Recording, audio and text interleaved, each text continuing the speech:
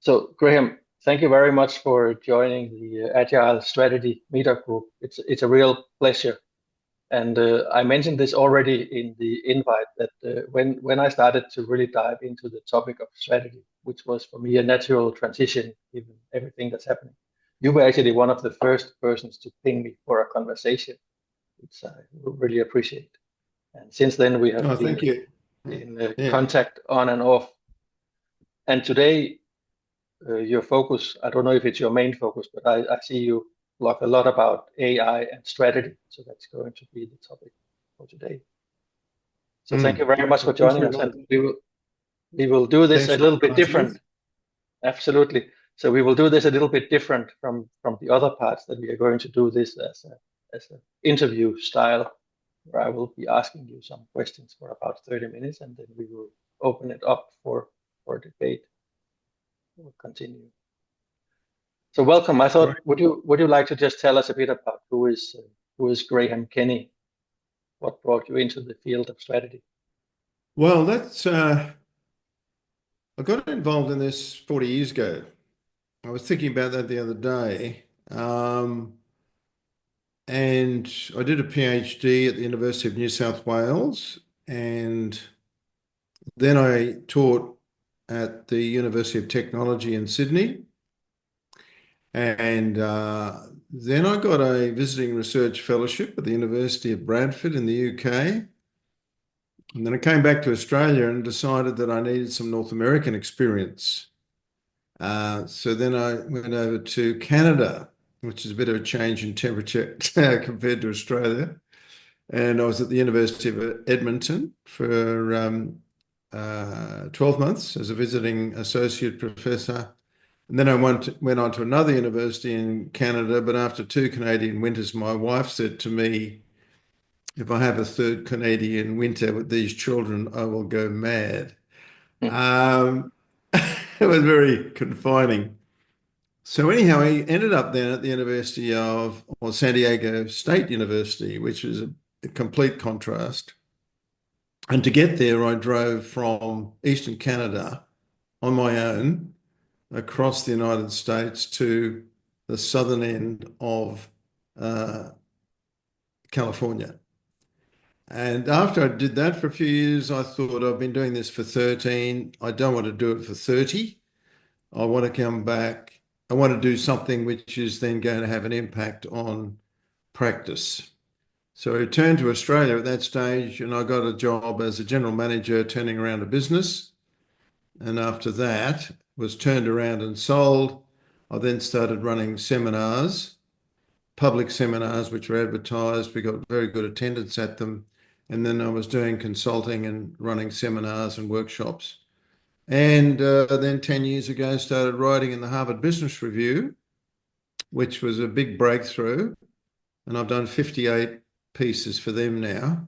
Wow. But Yeah. there's still more to write. So, and I've done Yes. six Yeah. books, written six books. So I get a lot from clients. I get a lot from what they ask and all those sorts of things. So that's the thumbnail sketch of uh, of me and my career. Thank you.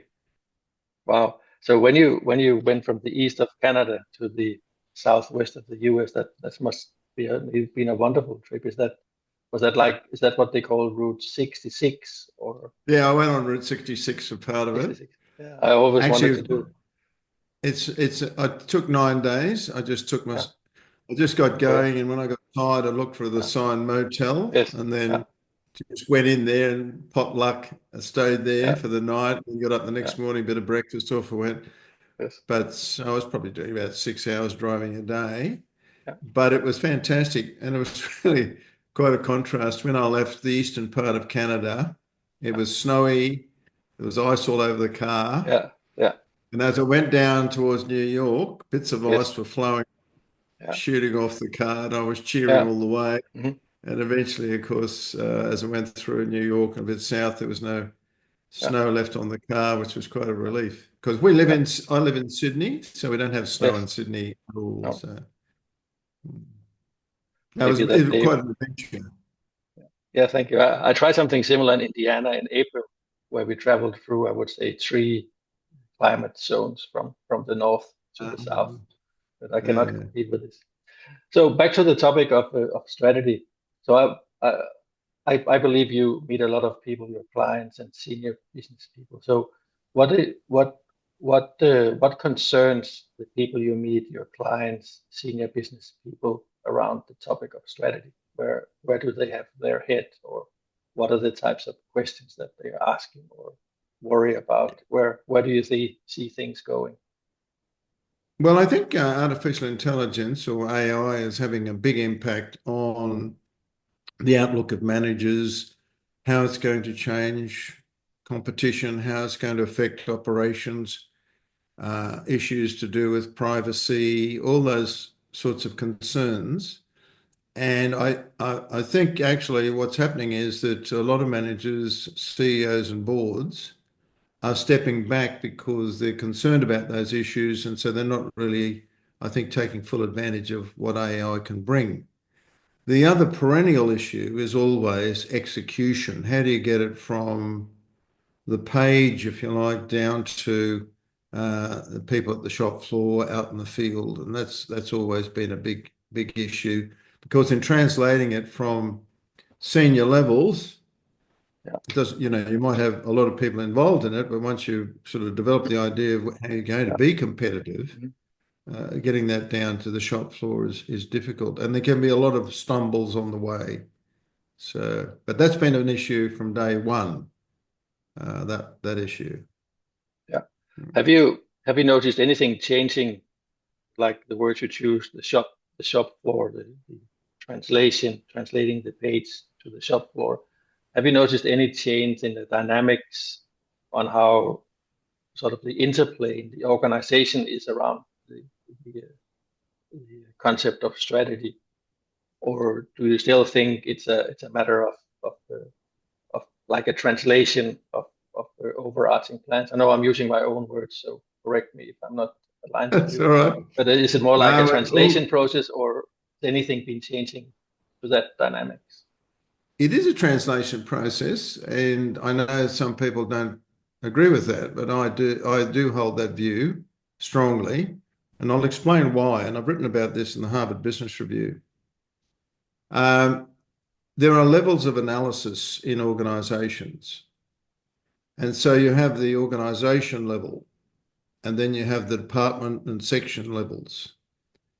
And at the organization level, what you're asking, and I would take Toyota as an example, what Toyota asks is, as an organization, where do we stand on what I call strategic factors? So for customers, where do we stand on quality, on price, on service, et cetera, et cetera? And at that level, you're designing the organization to be competitive against BMW, Nissan, whoever. Now, when you come from that level, which is this is our position on quality, this is our position on price, this is our position on customer service, you have to translate that into action by departments. That's the next level, and there's a translation process there. And unless you identify that process, unless you identify those levels, there'll always be an issue with execution. So we're going from how do we position Toyota as an organization Yeah, to what do we need to do as a marketing department, as a finance yeah, department, as a HR department to make that yeah, happen. mhm, And that's action by individuals yeah, as against positioning by the organization. And that is a translation process. However, I'm not saying that ideas don't bubble up. I'm not saying that the mhm, senior executives have all the answers. They certainly mhm, don't. So you have to be tapping into your stakeholder groups to work out what they're looking for. And so I yeah, always operate with a stakeholder framework. All my material is about stakeholders and what they're looking for from an organization.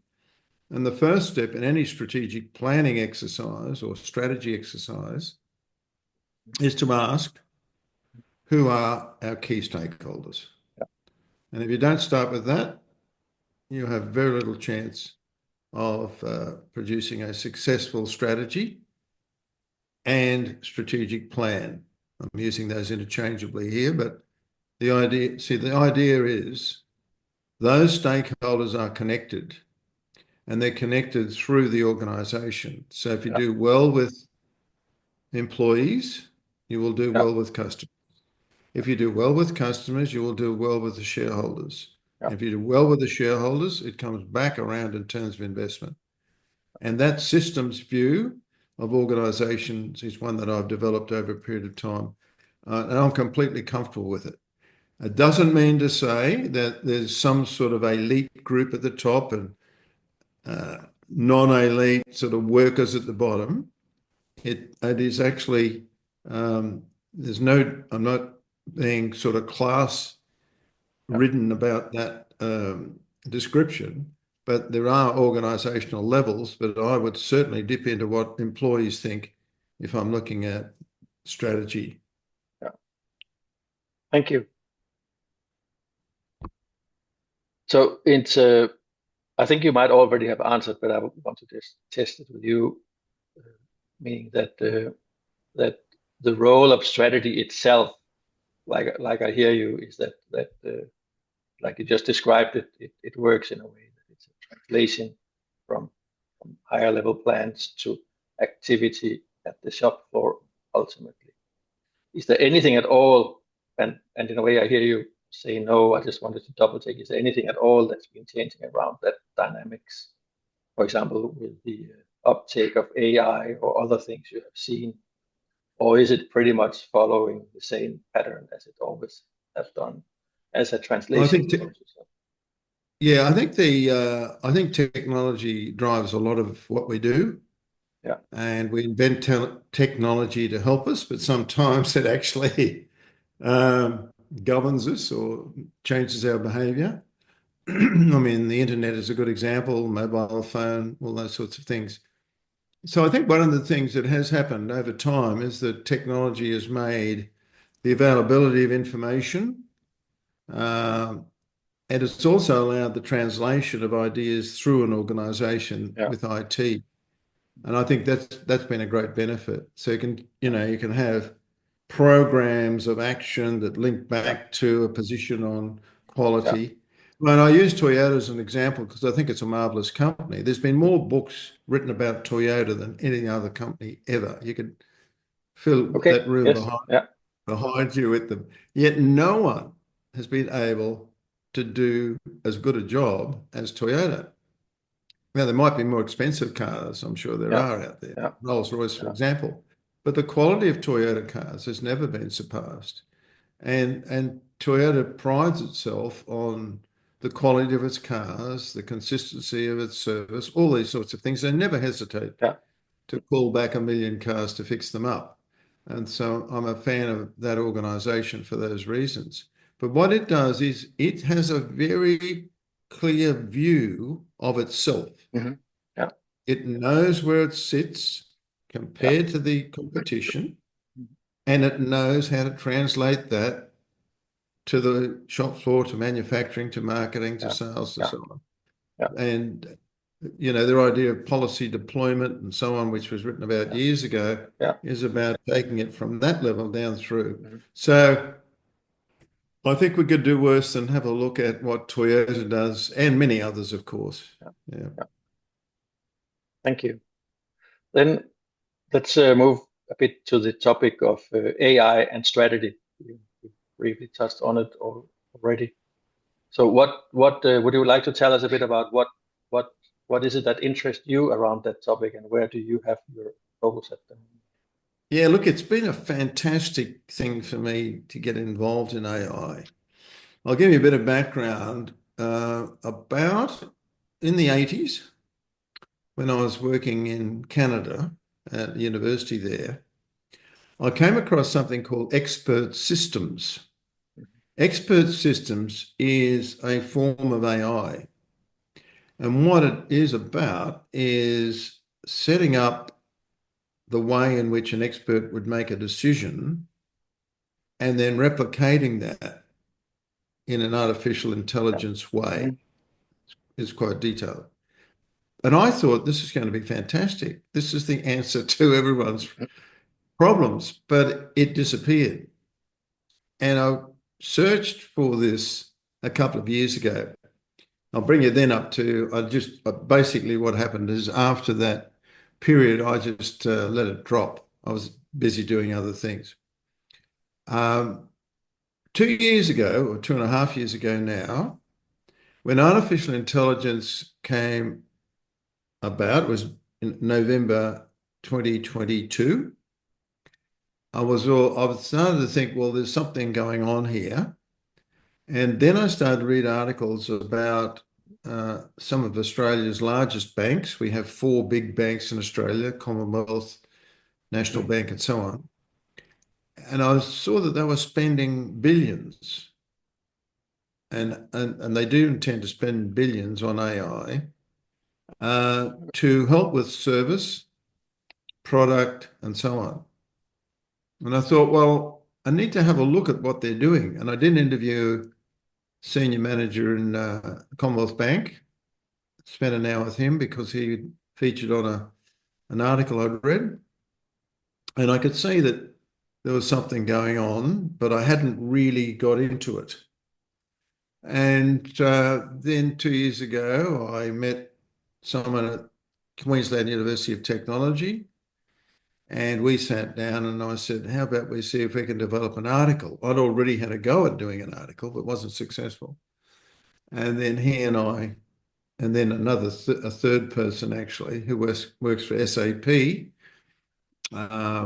we then developed an article. And then last year, I can't even remember how many conferences I went to last year on AI. Some of them run by the Australian Financial Review, some run by IBM, some run by, you could name it. And so I've got my head chock full of AI and how it might be able to be applied to strategic planning, because that was the question I asked. I asked, what will be the possible impact of artificial intelligence on strategic planning practice?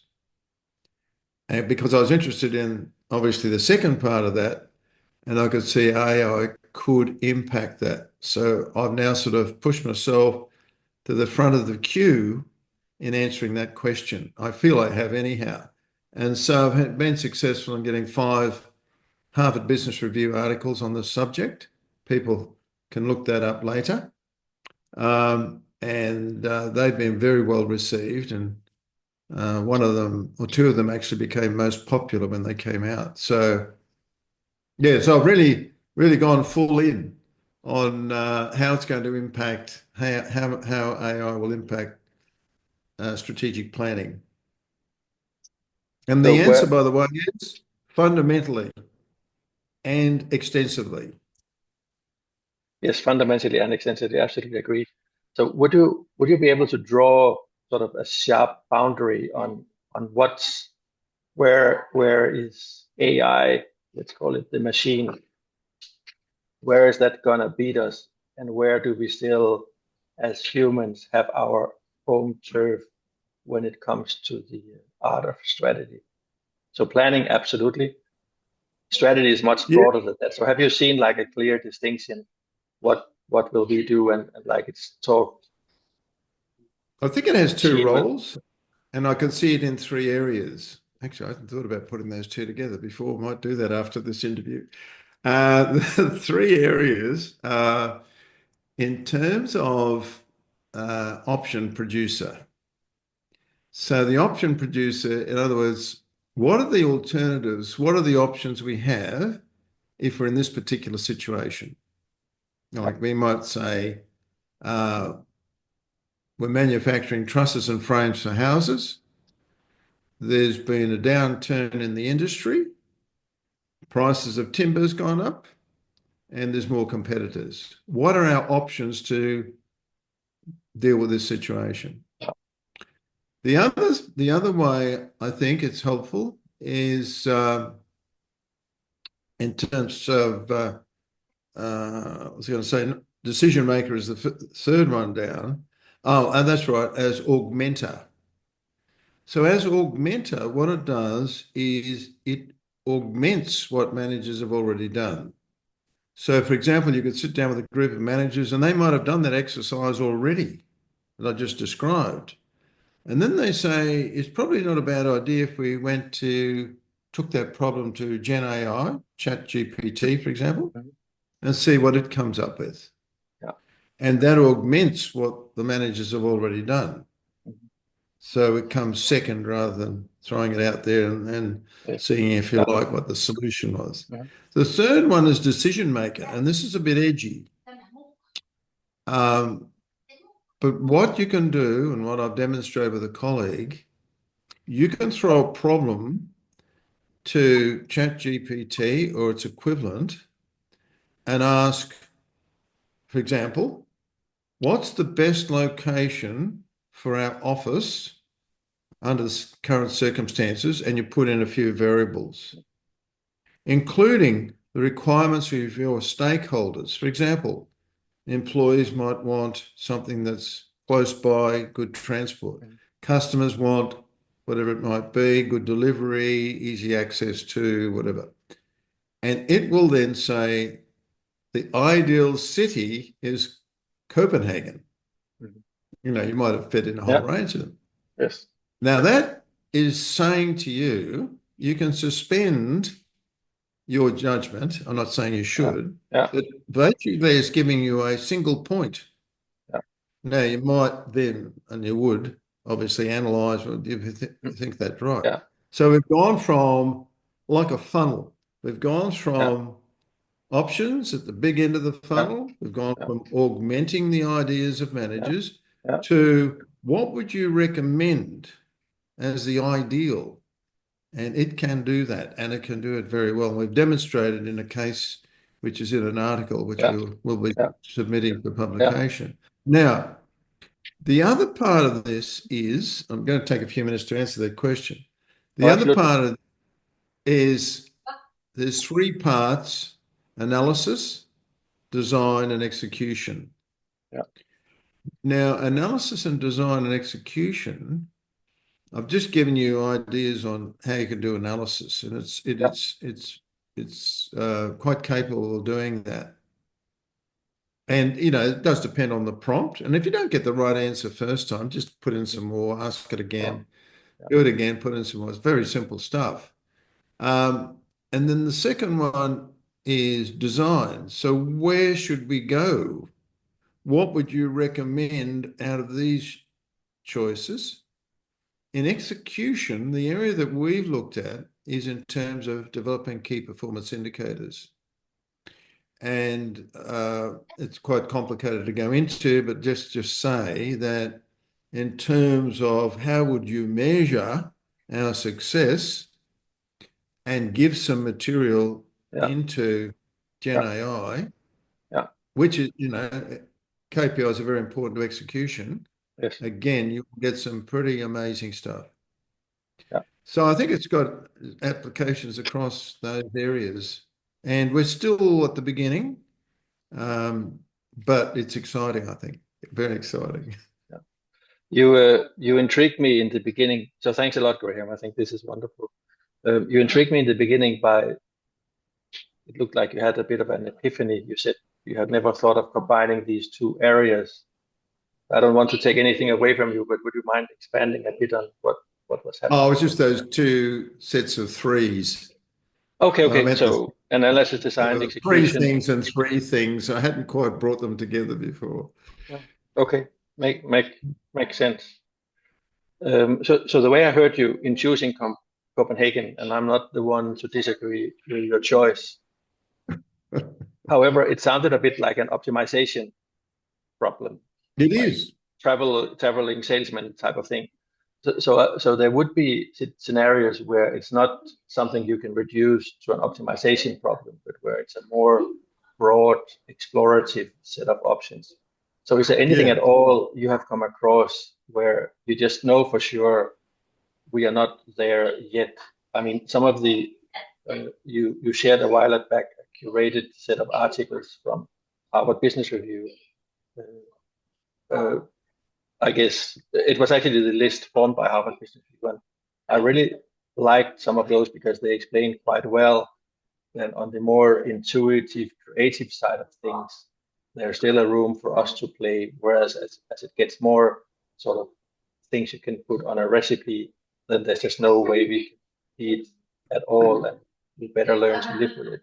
So Oh, have look, you found a I know, sharper boundary? I, I know where you're pushing me, and it's into something that I think I know where you're pushing me. It's into an area which is about, AI doesn't show emotions and all those sort of things. I just think it's not really um, a proper comparison. I saw one of the articles that was among that group. Then went on to say, well, it doesn't show emotion, and it doesn't exercise leadership, etc. In other words, all the things that make us human, Gen AI is not going to have. Well, no, but my car doesn't have it either. Yeah, I don't expect my car to be emotional. yeah, Gen AI is a tool. I yeah, don't expect the hammer to yeah, have emotions. So it seems to me saying that yeah, is like putting the chalk and cheese. Gen AI is a tool that helps us yeah, problem solve better, yeah, yeah, period. Right? yeah, Um, and so does the GPS system that we use in our cars or on our phones. So does Google that we use all the time in search. yeah, So it's just another one of those tools. And I think that what happens is people mix Gen AI up with robotics, and people are yeah, scared that the robots are going to be going around yeah, and take us over. yeah, yeah, That is so far from where we are yeah, today. yeah, Like, we can't get a robot to walk upstairs. We can't get a robot to do the basic things like make a bed. yeah, We're so far from anything to do with robots taking us over. I think it just probably get it out of our heads for a while. But that's where I think people get yeah, confused. Robotics yeah, and Gen AI, which yeah. are, just not in the same realm. Makes sense. So it's fair enough that you called me out at, and I wasn't intentionally pushing. Even it's a bit of a push in all questions. I think what I was more after is something that I have seen is that you could say with industrialization, actually we the human became the servant of the machine. I mean, it couldn't live without us, but still we were a bit, in lack of a better word, enslaved by the form and shape it conducted work. We served the conveyor belt, we operated the machine. But now there is a shift where we talk co-pilot, assistant, etc., that it actually Yeah, becomes more of an assistant. And with things like hallucination, which I think we have all tried in having fun with ChatGPT, at least I yeah, sometimes ask it frankly, what have you been smoking? And say, sorry, maybe I have to rethink. And we have to talk about that. So there is a need and a room for a strong play between human and machine, with the machine assisting, serving. So I yeah. think more than the emotional side, my question was, have you observed where is the boundary on on on that, or any observations along those lines? You mean in terms of assisting versus taking over? Yeah, exactly. I mean, what are things where you shouldn't let go, and where are things that you should let go? And I know you already covered a lot of that. I'm Yeah, no, only it's an sitting on interesting the question. on the edge. Look, whenever a technology comes along, and if you can look back to Industrial Revolution, machinery in the UK, Britain.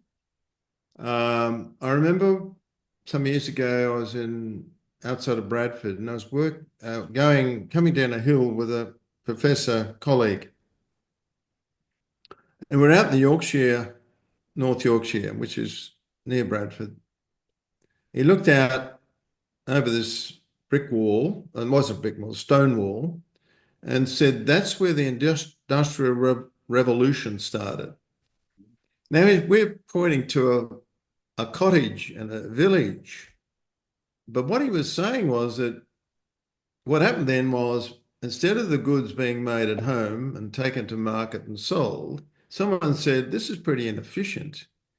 Why don't we do it all in one place with a machine? We can cut the cost and you can work for yeah, us rather than be self-employed making your yeah, cottage goods. And that was a real eye-opener for me because I reckon try to put it together that way. So we then have the machines. Those machines then became more capable than the individual weaver. They could produce cloth, carpets, you name it, at extremely, well, a lot lower cost, but much, much faster.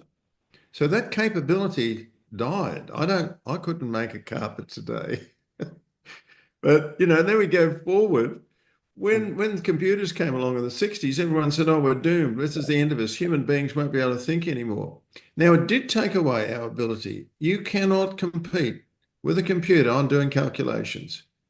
Forget it. You can't do accounts as fast. You can't yeah, process invoices, you yeah, name it. yeah, We just yeah, can't do it as an individual.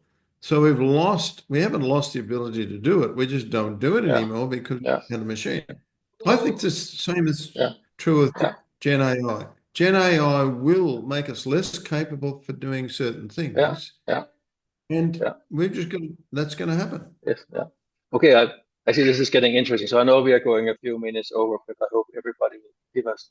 So you mentioned the banks, and I did a bit of a layman's observation by simply saying that what is a bank? Well, it's transactions, compliance, and coordination. And I believe that computers have already taken a big bite on transactions. I mean, you can simply not manage your transactions, customer flows without digitization. The compliance impossible. It's, uh, Yeah, it's largely replication of data and recalculation of certain aspects impossible without digital. But I sure. would still claim that largely the coordination, the administration is left undigitized. Of course, we have digital support with word processing and meeting calendars and all of that. But fundamentally, work itself is not today in a digital form. And I've somehow seen that as the last uh, thing to capture. And in many ways, when AI is now entering, it's a matter of bringing work digital form, including to some extent strategy itself, to be able to use the new opportunities with Yeah, what AI is providing. that's right. Any observations from you along those lines? Well, I think you've hit it on the head there with the idea of opportunities. I think this is what makes me excited about it is there's Uh, some the opportunities to do things better, faster, and more efficiently is what I think Gen AI is going to help us to do. Now, there's of course many other forms of artificial intelligence. We're talking about Gen AI yeah, here, yeah, but that's been the big change in the last couple of years. But I've done a couple of articles about digital twins yeah, yes, and how that can be used to yeah, yeah. No, exactly. Yes, yeah, yes, replicate yeah, things going out. But yeah, no, I just think this whole area is about extra tools, yeah, being able to do things faster, better, yeah, yeah, and really when you're working with a group, it's quite an exciting thing to be able to yeah, go. yeah, yeah. Let's see what ChatGPT might say, and they go, oh, that's pretty good, or that's rubbish, whatever. Graham, thank you. It's been wonderful. I think we should open up a bit. I know I haven't been able to follow because I have been so excited about our conversation. So I'll have a look at the chat. But anyone online, feel free to jump in. Otherwise, let's.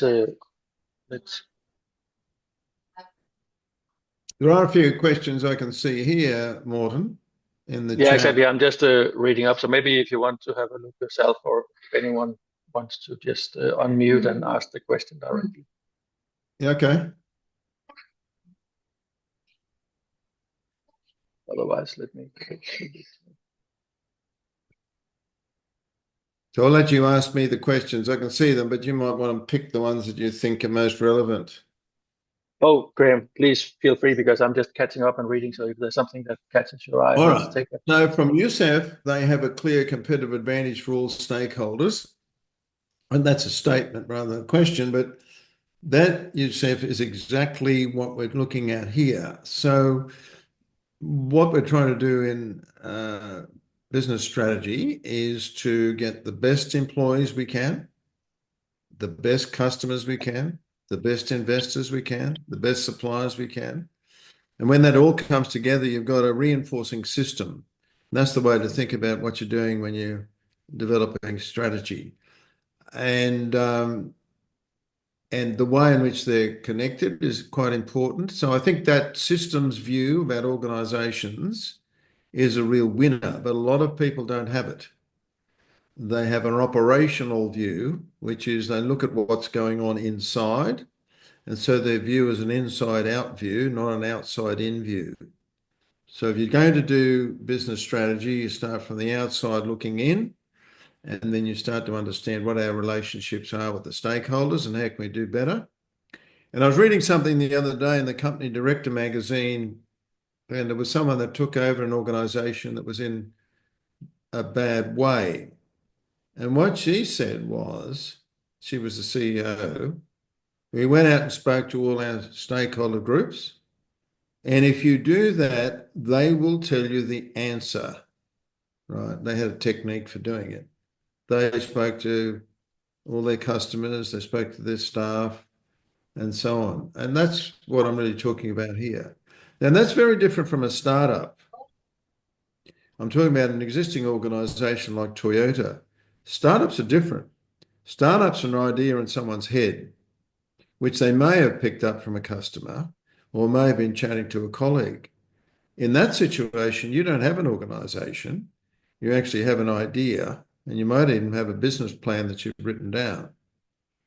In that situation, you have to build an organization.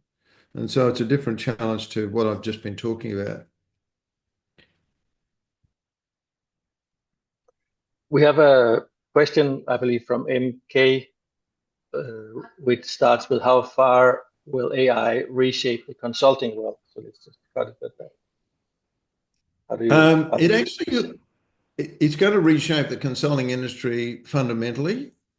And I would recommend you have a look at a website, PwC. PwC is a great organization to look at in terms of what they're doing with artificial intelligence. And what they have done a couple of years ago is they said, we have to get on board here. And the way to get on board is we have to look at ourselves. We can't be out there telling our clients what they should do if we haven't done it ourselves. And they have gone, have a look at their website, they've gone through quite a bit of detail on what they've done. And it is reshaping their services. It's reshaping the efficiency of what they're doing. They give some numbers there as well. And so it's going to impact the consulting industry fundamentally. Yeah, and I can only confirm this. I'm an Accenture runaway in, in a recent time frame, and it's just the biggest of all. How you can bring AI into all parts of your offering. So it's gonna be Yeah. great, if not brutal. Yeah. I'm not sure. Then there's a long statement from Matthias. Uh, to pick up.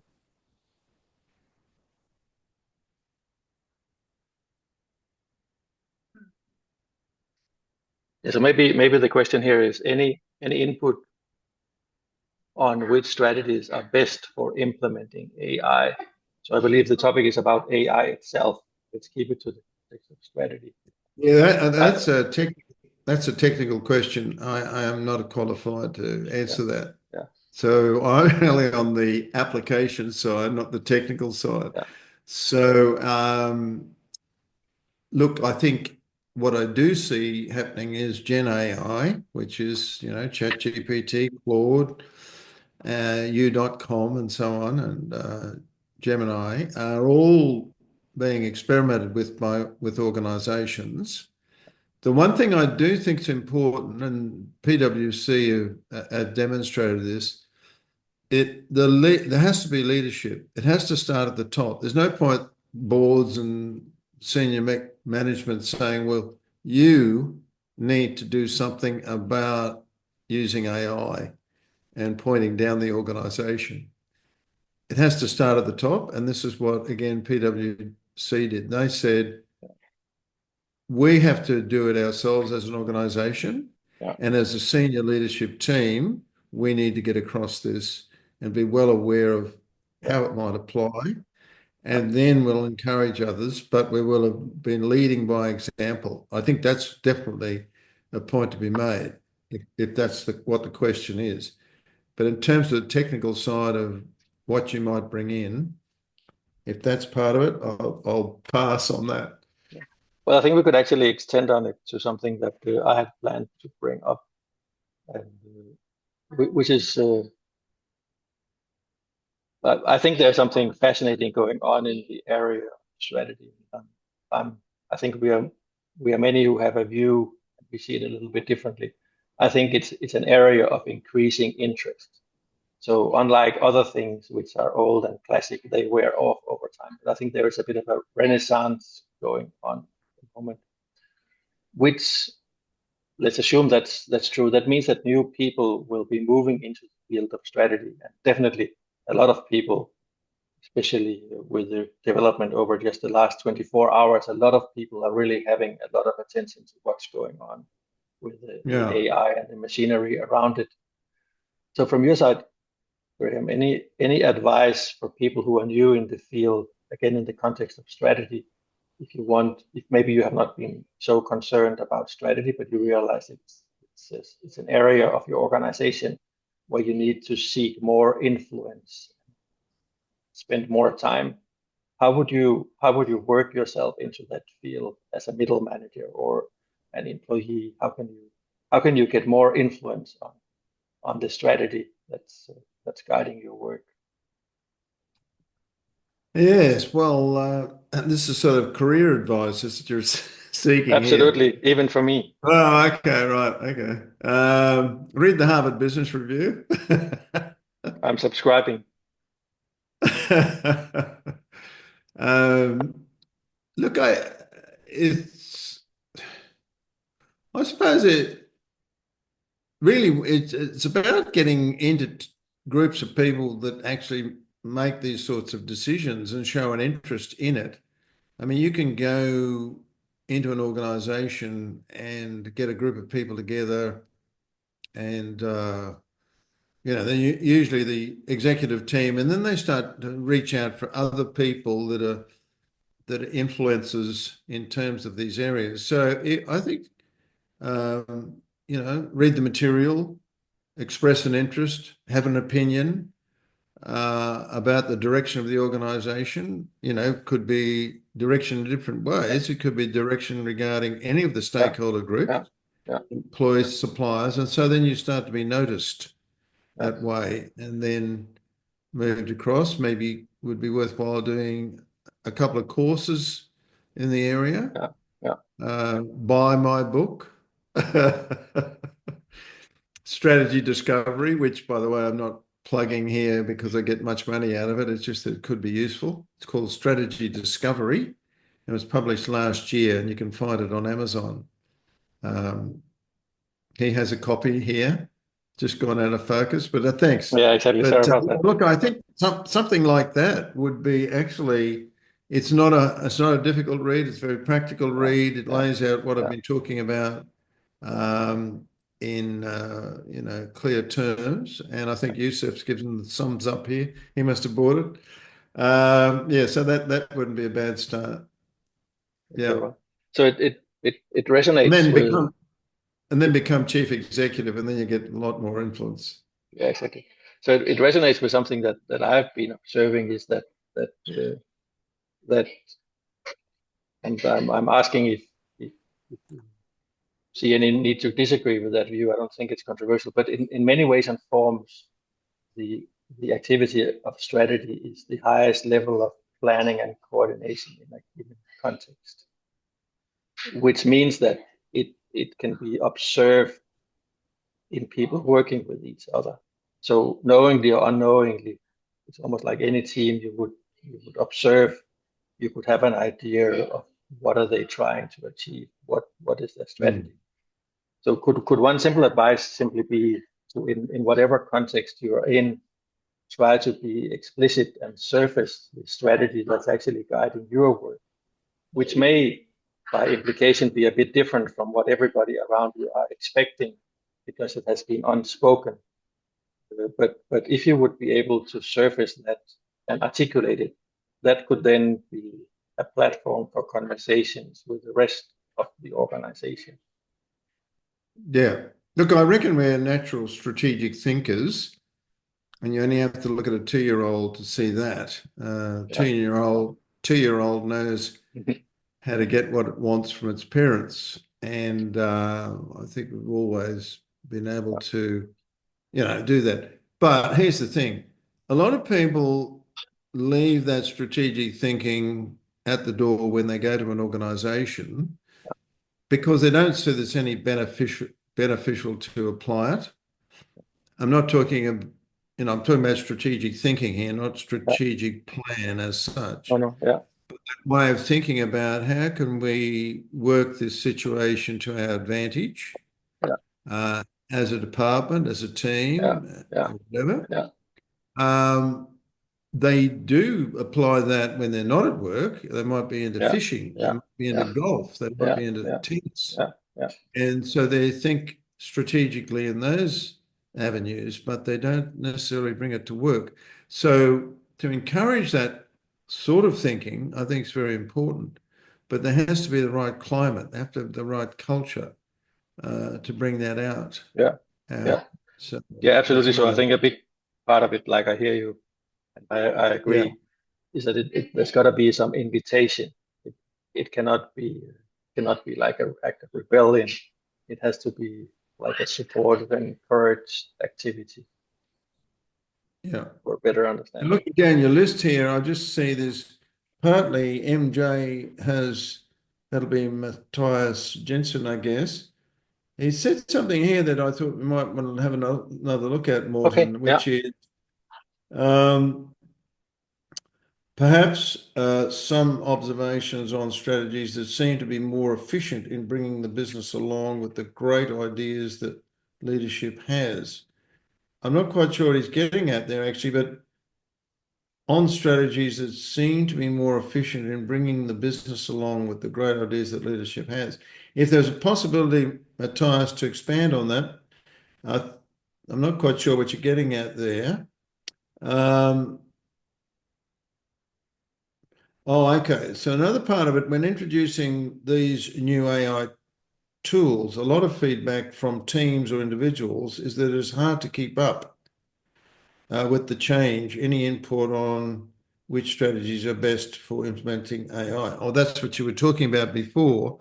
yeah, yeah. I Uh, just picked a bit of it. yeah. But again, as I said, if that's not a technical question, I don't think it is now that I've seen Yeah, it. I mentioned before, lead from the top, senior management, yeah, get yes, yeah, au fait with what's going on. Um, PwC, I mentioned, as a very good case study as to how they do it, and they explain that on their website, which is great. And then people can see, well, it seems to be working. And then you'd have programs of implementing it. So in the case of PwC, they could see, well, in taxation, in yeah, auditing, in marketing, we can yeah, see opportunities yeah, for this. And then those teams then yeah, go forward with how yeah, to do yeah, it. But it's got to come from the top, like any change. yeah. Oh, exactly. And I think I'm not sure quite where Matthias is going with this, but I think it resonated with what we talked about, and I really loved how you put it, where you said that as a person in the organization, you could ask yourself the question, how can we work this situation to our advantage? And then Yeah. where I hear our, it doesn't mean me and my personal benefits. It actually mean Oh, our rival as an organization. How can we best lean in?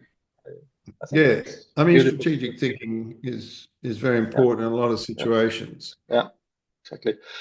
Graham, I think maybe it's time to wrap up or round up. Yep. Isn't I just wanted in the end to ask, and I'm sure you already covered up it, but what at the moment is intriguing you the most in the context of AI and strategy? Is there some curious question you're exploring or some special thing you're looking for right here and now? Um, yeah, I think it's just keeping an eye on its capabilities. Yeah. I saw something the other day. I mean, we've had our own moments of truth in terms of what it can do. But someone called Stephanie Kelton, who's actually an economist in the US, and she's a macroeconomist, and I get her newsletter. And she's written a book also about the deficit myth, which is, I reckon, everyone should read. It actually explains macroeconomics very well and the deficit myth. Anyhow, back to the newsletter. The new Chinese Gen AI tool, which is DeepSeek. DeepSeek. Thank you. I was just seeing if you're paying attention. DeepSeek is she. It wasn't so much a test of DeepSeek that I was looking at because I'm sure other Gen AI tools can do the same thing, or large language models, we should say.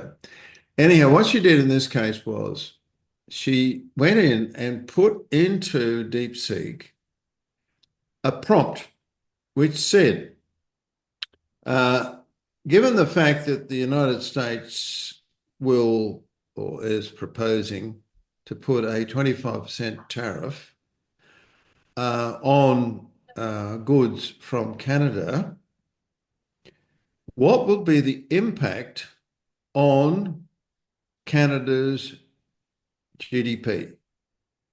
In providing your answer, please demonstrate the models you've used and any assumptions you've made. That's a pretty big question. And then she gave what she got, which was over several pages. It Mhm. reproduced the model. It gave the assumptions that were made. It gave the equation that was used. I mean, this is unbelievable stuff. Mhm. Unbelievable. And in the end, it said it'll be somewhere between 1.8 and 8% decrease. And she said it took the Bank of Canada, which she didn't actually know. She said the Bank of Canada has produced a report that gave a figure, and it was in that range, right? And she said, I wonder how long the Bank of Canada economists took to come up with that number because it took me 12 seconds. Yeah. That just blows you away. Yes. Yeah. Exactly. That's the type, that's the type of thing that you think, how is this possible? Yeah. And I've had another demonstration with KPIs, which I won't go to here because we're writing this up. But you just go, wow, how did it do that? Yeah. And Yeah. Yeah. that's the type of thing. Exactly. Yeah. It's Yeah. just, it's blowing, I think it's blowing a lot of people away in terms of Yeah. those Yeah. capabilities. Yeah. Actually, two things. So, Graham, I really think you want to have an eye on Tom Gill's presentation for yesterday because he's bringing everything onto numbers. So the KPIs you talk about, he offers a way to literally derive those from a larger context. I think you will love it. And then it's intriguing what you mentioned because I as a young up and coming employee of bigger managers, I was often asked to give them presentations. And I learned after a while that no matter what I sent in the first iteration was just not good enough. But then what I No, found was that when they saw what I sent, they realized what they wanted. And I think that's one of the places where AI really helps us. To your example, it made a calculation, and right or wrong, it will still help you form. or informed opinion on how to really do that calculation, how to really work the assumptions that you could probably have done from a blank piece of paper. Which Yeah, I think that what I think that why those sorts of examples blow my mind is it's not just rewriting an email in a more attractive way or doing a oh, exactly, yeah, proposal more, better yeah, adjectives. This is now getting into mathematical equations, yes, yeah, right? This is yeah, this is this is freaky stuff. yeah, So yeah. It's anyhow, I computed. think you know, we've still got a long way to go, but it's exciting times. And I do want to thank everyone, by the way, for being here this evening in my case, wherever you are, different times of the day. I hope it's been useful. And thanks very much, Morten, for organising it. Thank you. Great, thank you, and it's a good call out. So we're at time, so it's a good place to stop. So thank you for a wonderful conversation, and really appreciate your time. Thank you. Thank you. Thanks a lot. Thanks, Morten. Bye. Bye bye.